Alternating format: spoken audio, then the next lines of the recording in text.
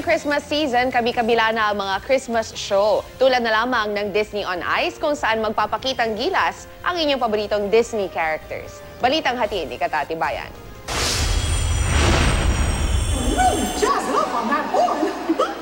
Sina Mickey at Minnie Mouse kasama sina Daisy at Goofy, Princess Jasmine ng Disney hit na Aladdin, at ang Little Mermaid na si Ariel. Ilan lang sila sa mga sikat na Disney characters na inaabangan sa taunang Disney Magic Ice Festival.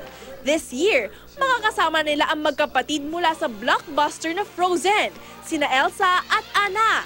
Nang lumabas nga sina Elsa at Anna, nang gigil sa tuwa ang fans. Bukod sa magarbong ice production, swak din ang tema this year na pag-ibig ng mga pamilya. Especially during Christmas time, I think it's such a great message, the message of family love and sister love that we're bringing to the Philippines. We have Let It Go, we have Love is an Open Door, we have In Summer, we also have a couple of other family favorites. Hanga naman si Phoebe sa mga Pinoy ice skaters. Ang ilan sa kanila ay nakasama na niya sa ibang ice productions. We have some people that have done Pilates and lots of other sports as well to really keep our bodies in shape.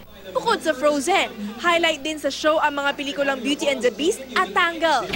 Kung White Christmas naman ang hanap, hindi papahuli ang Snow World sa Pasay. Hindi na kailangan pumunta ng abroad para makaranas ng snow. Mas pinasigla ito at dinagdagan ang mga atraksyon. Natampok ang mga sikat na Christmas characters tulad ng Snowman, si Santa Claus at iba pa.